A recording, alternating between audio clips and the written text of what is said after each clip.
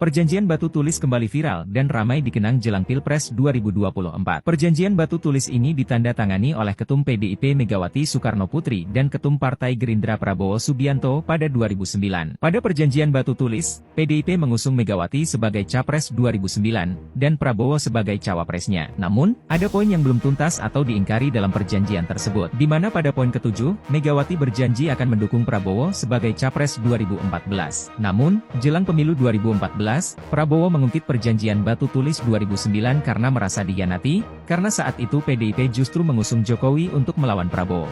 Pada pemilu 2019, PDIP lagi-lagi mengusung Jokowi sebagai capres mereka. Perjanjian ini juga semakin sulit terwujud, lantaran pada Pilpres 2024, PDIP mengusung Ganjar Pranowo sebagai bakal calon presiden. Pada Pilpres 2024, Prabowo disebut ditawari sebagai cawapres Ganjar Pranowo, namun ia menolak karena Partai Gerindra menginginkan Prabowo yang maju sebagai capres. Isi perjanjian batu tulis ini kemudian ramai dikenang publik, mengingat lagi-lagi Prabowo juga maju sebagai bakal capres, yang tentu akan menjadi lawan berat Ganjar Pranowo.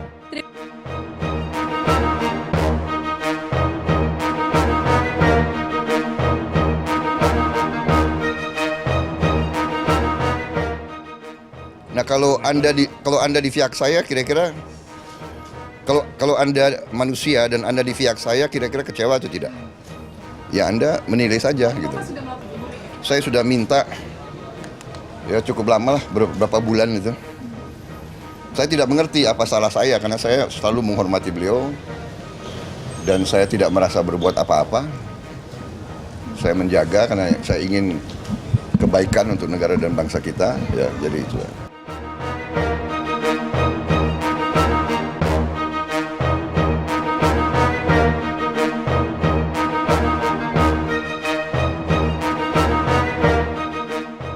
Ketua Umum Relawan Prabowo Mania dan Jokowi Mania atau Joman, Immanuel Ebenezer, meyakini dukungan Presiden Joko Widodo ke Prabowo Subianto pada pemilu Presiden 2024 ada kaitannya dengan perjanjian batu tulis.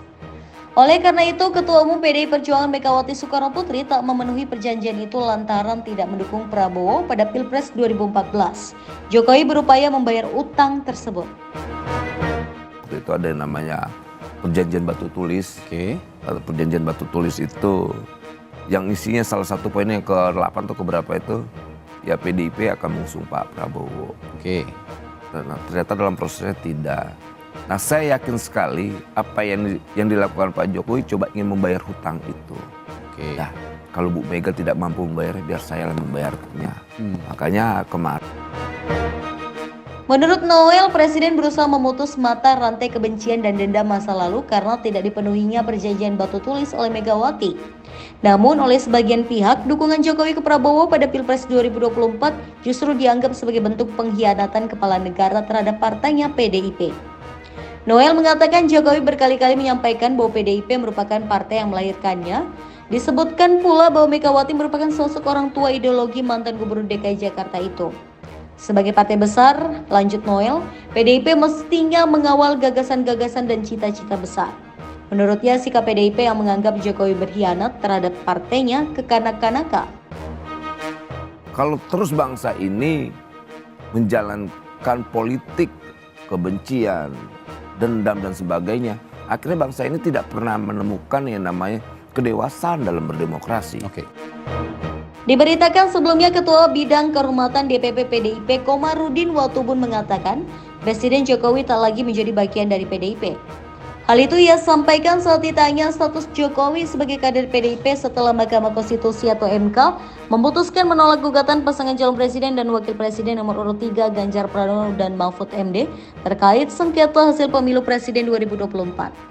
Selain Jokowi, Gibran juga ditegaskan tak lagi menjadi kader PDIP. Menurut Komarudin, keputusan partai mencoret Gibran sebagai kader sudah berlaku sejak resmi menjadi calon wakil presiden Prabowo Subianto. Adapun kerenggangan hubungan Jokowi dan keluarga dengan PDIP ditengarai bermula dari perbedaan sikap pada Pilpres 2024. Gibran menjadi cawapres Prabowo Subianto, Jokowi pun diyakini mendukung putra sulung dan menteri pertahanan kabinetnya itu. Sementara PDIP mengusung pasangan Ganjar Pranowo dan Mahfud MD sebagai capres-cawapres Pilpres 2024. Kendati begitu, pasangan ini kalah dari Prabowo Gibran.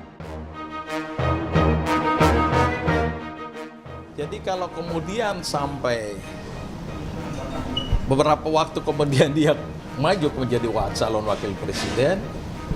Lalu sekarang Pak Sekjen meluruskan pembicaraan itu, dianggap Pak Sekjen wah berbahaya. Justru berbahaya itu Mas Gibran itu. Yang meresahkan. Iya, sebagai pemimpin tidak boleh, istilah saya sebagai pemimpin itu boleh salah tapi tidak boleh berbohong. Statusnya sebagai kader. Siapa? Gibran, Mas Gibran. Gibran itu bukan kader partai lagi. Saya sudah bilang sejak diambil putusan itu diulang-ulang bagaimana. Termasuk yang Pak Jokowi, karena tadi kan sempat dibilang yang soal cawe-cawe presiden itu sempat ditegaskan lagi di dissenting opinion. Berarti ini sudah menyelenceng dari partai gitu ya? Orang sudah di sebelah sana bagaimana mau bilang bagian masih dari PDI Perjuangan, kok yang benar saja kita apa lagi.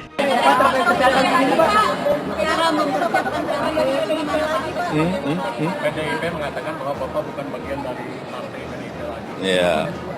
Terima kasih. Terima kasih.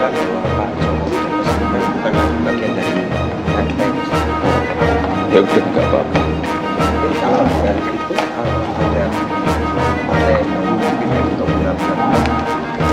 Belum ada pembahasan ke situ. Tunggu aja nanti. Saya tidak tahu ya. Tanyakan ke beliau sendiri. Semacam kayak di partai gitu. Enggak apa-apa, dipecat